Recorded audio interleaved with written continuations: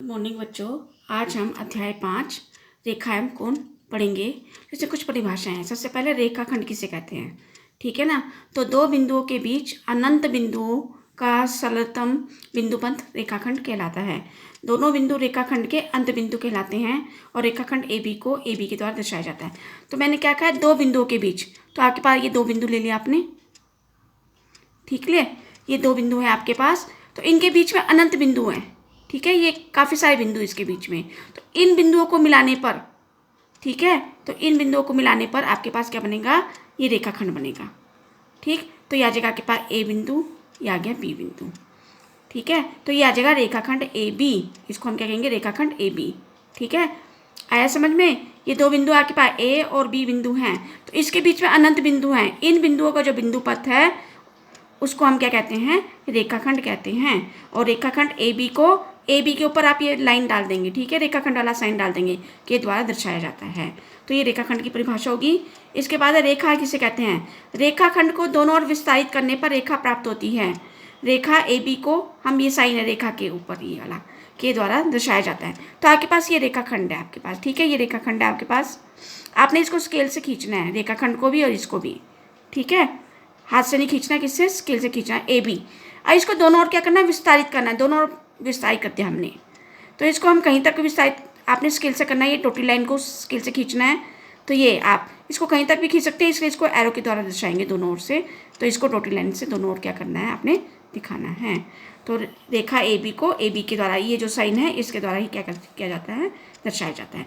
अब किरण किसे कहते हैं, रेखा का वह भाग जिसका एक ही अंत बिंदु होता है, एक ही अंत बिंदु होता है, ठीक है। तो आपने ये ले लिया, बिंदु ले लिया, तो इसको ये भी आपने स्केल से खींचना है आपने। तो आपके पास ये आ जाएगा ए और ये आ जाएगा बी। तो किरण ए बी को, ए बी के ऊपर यही वाला साइन आ जाएगा, के द्वारा दर्शाया जाता है। तो रेखा का वह भाग जिसका एक ही अंत बिंदु होता है, ठीक है।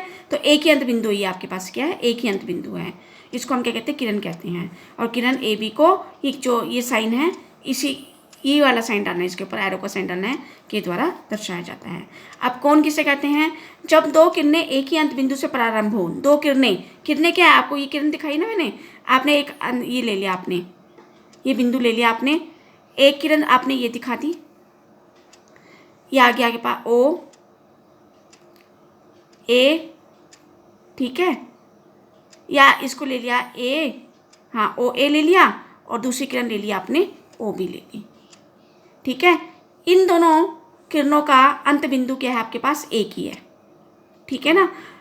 तो जब दो किरणें एक ही अंत बिंदु से प्रारंभ होती है तो आपका क्या बनता है, ये कोण बनता है। तो आपका ये क्या बन रहा है, कोण बन रहा है, ठीक है।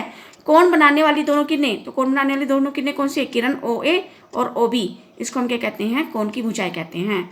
और किरणों का उभयनिष्ठ बिंदु, उभयनिष्ठ बिंदु क्या है, ये, इसको हम क्या कहेंगे, कोण का शीर्ष कहेंगे, ठीक है। और कोण ए ओ बी को, कोण ए ओ बी, यहाँ क्या लिखेंगे, ओ ए बी नहीं लिखना है, कौन ओ क्या है आपके पास, ए ओ बी या बी ओ ए, जो शीर्ष है उसको बीच में लाना है, चाहे आप ऐसे करके लिखिए चाहे आप इसको ऐसे करके लिखिए, ठीक है। तो क्या कहते हैं, कौन ए ओ बी को हम किसके द्वारा, इसके द्वारा, ये साइन है कौन का, ठीक है, ये ऐसे करके, ये क्या है आपका साइन है, कौन ए ओ बी के द्वारा दर्शाया जाता है, के द्वारा दर्शाया जाता है, ठीक है। अब इसमें कोण की भुजाएं यहाँ लिख सकते हो, यहाँ नीचे लिख सकते हैं, इसके आकृति के नीचे, आकृति में कोण ए ओ बी की भुजाएं, कौन कौन सी अभी मैंने बताया था आपके पास, कौन कौन सी है, किरण ओ ए और किरण ओ बी, ठीक है। ये क्या है, इसकी भुजाएं हैं, ठीक है। अब इसका शीर्ष है, कोण का शीर्ष, कोण ए ओ बी का शीर्ष, ए ओ बी का शीर्ष। अब बताओ आप, शीर्ष क्या है इसका, शीर्ष क्या है आपके पास, ओ है इसका, ठीक है। तो आपने आज यहीं तक परिभाषाएं करनी है। Thank you.